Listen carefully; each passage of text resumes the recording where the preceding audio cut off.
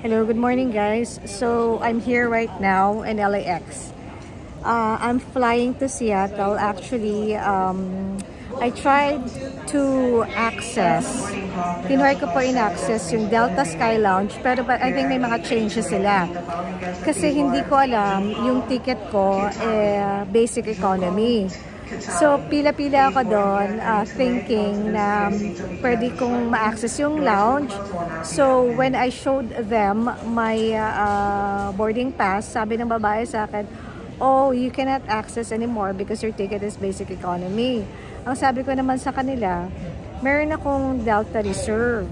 Sabi niya, even if you have the Delta Reserve, you will still gonna be unable to access. Kasi ayaw niyang gamitin yung word na denied. Actually, I was denied access, but the customer service representative is saying that she is not denying anybody. So, di ba pareho lang yon? Siya nga lang.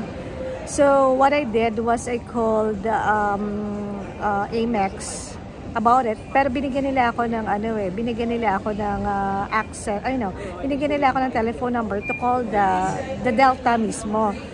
So, nung kinakausap ko na yung customer, one of the customer representative of Delta Airlines, ang sinabi sa akin, this is Sky Lounge, Delta Airlines, on the phone, ang sabi sa akin, the reason why I was denied access, because wala akong physical card.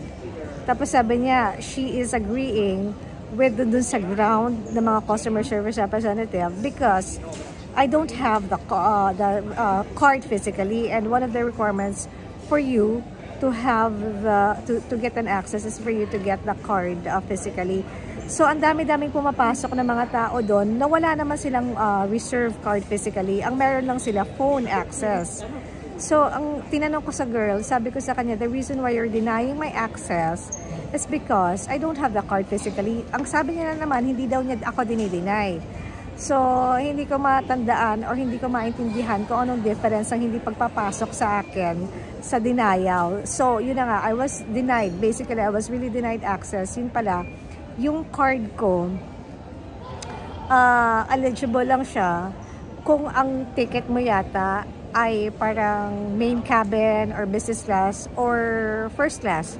So, this is the first time that happened to me in Delta Airlines na nag-present ako ng boarding pass pagkatapos I was denied access kasi nga, yung ticket ko ay basic economy lang. So, may nakausap ako ng mga babae doon. They were also denied access for having like, yung ticket nila is basic economy even if they have the Delta Reserve card.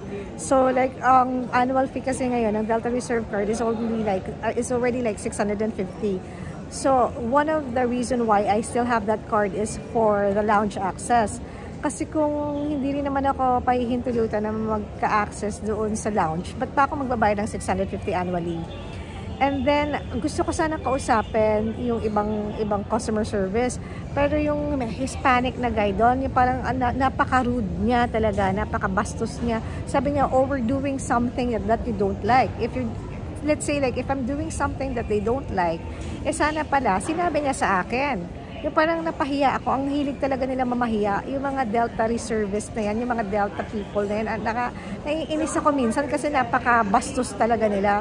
Napaka-racist nila. Yung parang napahiya ako sa Delta, pero at least nakuha ko yung picture ng guy na, Diyos ko, inis na inis talaga ako sa kanya. So, one of the perks for having that is for you to have an access. Pero, nung tinignan ko yung lounge benefits nila doon sa website nila, wala naman nakalagay doon, guys. Ang nakalagay dito, binasa ko pa sa customer service representative, pero sabi nila stricto daw talaga yung mga taga-LA. Naiinis na nga ako, ayoko na sumakay ng Delta. Oh, ayan guys, ayan ayan, dun sa website nila, babasahin mo, pwede kang mag-lounge access, pero it doesn't say na kailangan yung ticket mo main cabin or business class or first class. Ayan, ang nakalagay dito. Delta Sky Club Access, ha? Pamper yourself and enjoy complimentary access to the Delta Sky Club Plus for one-time guest passes each year when you fly Delta so you can share an experience with family and friends. Tapos effective February 1, 2025 na yung reserve card, members will receive 15 visits lang po per year to the Delta Sky Club to earn an unlimited member visit each year starting 2/1/25. Total eligible purchase on the card must equal to 75,000 or more yata between January 1, 2024 and December 31, 2024 and each calendar year thereafter. Once all 15 visits have been used, eligible card members may purchase additional Delta Sky Club visits, including grab and go at per visit rate 50 per person using this card. Hindi ko alam kung hindi ko ba naiintindihan yung benefits nila or what. Basta yun ang pagkakaalam ko. I never had any problem with this before. Pre-resent ko yung boarding pass ko. I was denied access. Dinideny niya na dinideny access. Basta hindi ako pinapasok kasi nga basic economy lang ako, even if I have the reserve card. Ang sabi naman sa akin on the other line, the reason why you didn't get an access or you were not allowed because you don't have your card physically. Ang sabi ng babae, the reason why she denied my access or sabihin ng lalaki hindi ako pinapasok, not because I didn't have the card physically. Even if I have the Centurion card, even if I have the Delta Reserve, yung ticket ko basic economy. Tapos itong maepal naman tong visit na lalaki na to, na Hispanic, nagsisignal, I'm not gonna talk to you, I'm not gonna talk to you, I'm not because we're doing something that we don't like. Well, sino ba ngayon, sa panahon ngayon, ang walang social media? Of course, I need to take picture, I need to have proof, di ba? Kasi i-deny na naman nila yon.